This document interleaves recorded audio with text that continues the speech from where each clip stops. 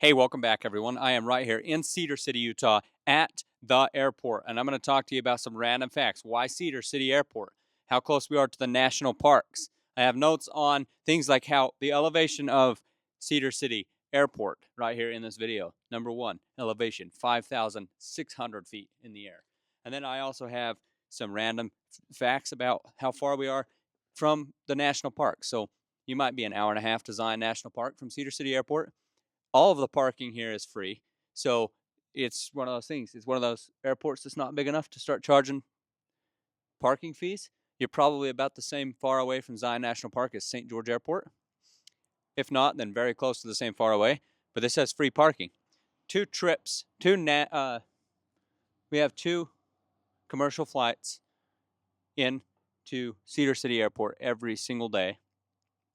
Roughly, it's 12 a week as of right now, as of the time of this video. So things like this, we have no TSA lines. It's a small town, so you can literally arrive here 10 minutes, 20 minutes before you fly out, and you're safe. You're fine, especially when there's so few flights going out. And we have no chaos, no massive terminals. In big cities, you got to arrive hours before. For most people, you got to arrive hours before the flight. But here, it's just like, oh yeah, let's pull up to the airport and let's go and fly out. I've flown out of Cedar City many times, and I've met some incredible people that live right here in Cedar City. I was amazed at the amount of business and things like MMA trainer. He lives right here in Iron County, and you fly out of Cedar City Airport, to go hang out back east or whatever. I love flying out of Cedar City Airport. It's 20 minutes from Walmart, 15 minutes from anywhere if you live in Cedar Valley. It's really, really neat stuff. Cedar Breaks National Monument is within a day. You could fly into Cedar City and visit the Bryce Canyon. You can visit Cedar Breaks. You can visit Redhead. You can go skiing from right here at the airport. We have, like I said, commercial flights. They come from Salt Lake or Vegas. That saves you 3 hours of driving if you're going to Redhead. You can just fly into right here and ski on Redhead. And then friendly staff. That is another thing about small towns. Very friendly staff. These guys are amazing. Calm environment. It's quiet.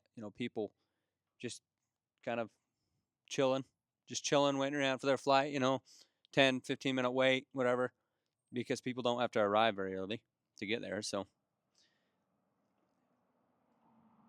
then we have, I want to talk about the local economic impact of the airport right here. So it supports tourism, which is extremely awesome because touring southern Utah is one of the best things you ever do. Like Zion National Park is one of the best tour, nationwide parks you'll ever go to. It's so extremely neat. Another thing is you're flying in to Cedar City Airport. You get to see all the red rock, the white snow, the valley, the farms. You can see everything when you're flying in. You're flying over a little bit of residential some ways and commercial others. You fly over the main street, main highway. You come in over the top of the mountain and then dip down to the airport. It's got a long runway. We see the big military fixed wing, the big heavy haul airplanes landing here a lot. We fight a lot of fires out of Cedar City Airport as well because of the mountain range around. Tons of fire retardant and stuff shipped right into Cedar City Airport, flown up in the air, put on fires. We put out a recent fire in Redhead, Pine Valley. A lot of burning mountains from weather or whatever, but Cedar City is a big thing. Another thing that Cedar City Airport does, supports that SUU, Southern Utah University Aviation. There's a lot of flights out of here. According to the FAA, I think I have it, and according to the FAA, I pulled it one time, 119,000 flights a year or something like that. That's a lot of flying. Obviously, you'd have to fact check that, but it's what the internet says. So things like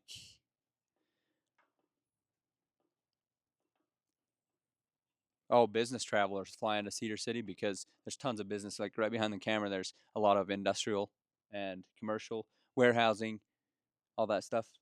We have a Coca-Cola right there.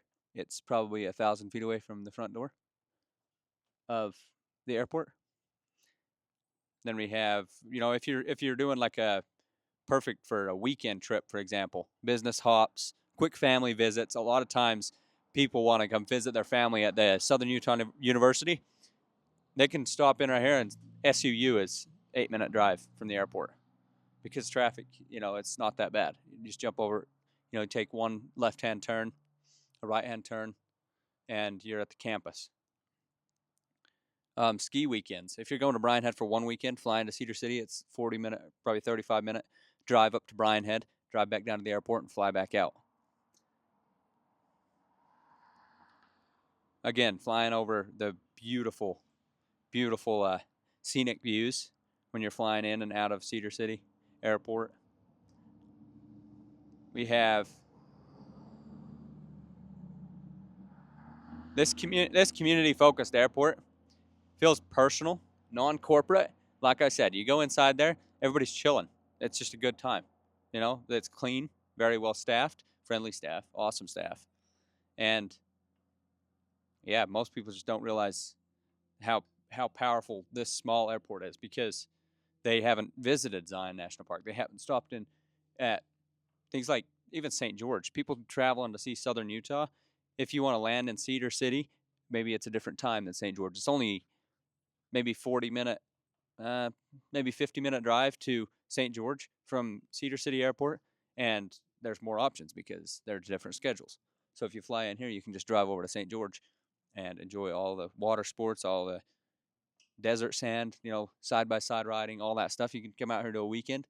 The mountain right there, right behind the camera, is probably 20 minutes away. You could be on a side-by-side driving around in the mountains and touring the place. It's amazing. It is amazing here. We're very blessed. One thing is, Cedar City, if you look at Cedar City on the map, we're located right off of the I-15 freeway. Cedar City is both sides of the freeway, but the airport is west of the freeway. So if you get from here to the I-15 freeway, is probably, I don't know, 8 or 9 minutes of a drive. But Cedar City is between Salt Lake and Vegas. So if you're coming to Cedar, and if you want to fly in to Cedar City Airport, you're going to save yourself 3 hours of driving versus flying into Salt Lake and driving to Cedar, or flying into Vegas and driving into Cedar. That's a ton of time saved, especially if you're visiting your SUU games or your family at SUU. You just book you another leg, and you can fly from Cedar City to Salt Lake in, I want to say, maybe it's like an hour flight instead of a 3-hour drive, something like that.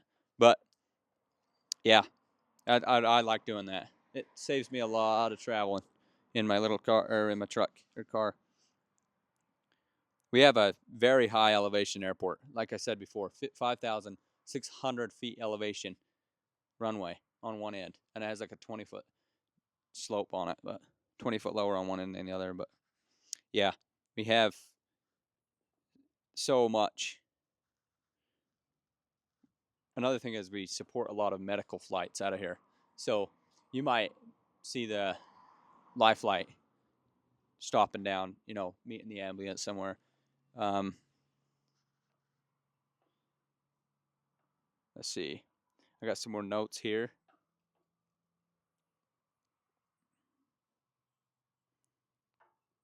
That's 119,544 flights, aircraft operations, about 327 per day. General aviation dominated with 1% airline and 1% military flight.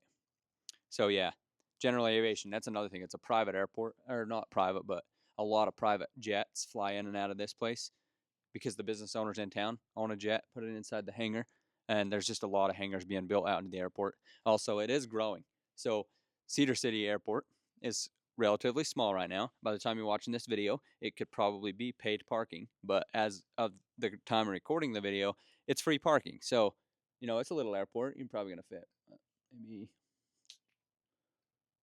I don't know, 150 cars or something. And then if it's too many, then you could park down the street, or there's parking a little ways down and walk or whatever. Eventually, I'm sure that they'll add on to the parking and become paid parking eventually. But for now, it's free parking, small airport. And if it gets add-ons, that's totally normal. And if we get more flights in and out per day, that's part of the growth.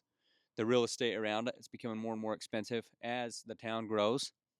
So that's obviously progress. And we have a lot of industrial going in on every side of the airport. We have a lot of residential to the west of the airport, a lot of residential. I mean, multiple subdivisions being built within like a 7-minute drive of the airport. You can go up Airport Road, and it'll end at 2300, and then you turn right, and there's a bunch of brand new homes out that way. And yeah, it's just a small town, just getting ready to build out. And I'm assuming our airport will grow with it. But yeah, that's pretty much it. I hope you guys had a good time. And remember, you can always ask more questions about the airport. You can go to the airport's website and all that stuff. But yeah, I'll make it fun because you guys are watching me. I'm gonna hide some cash. See this?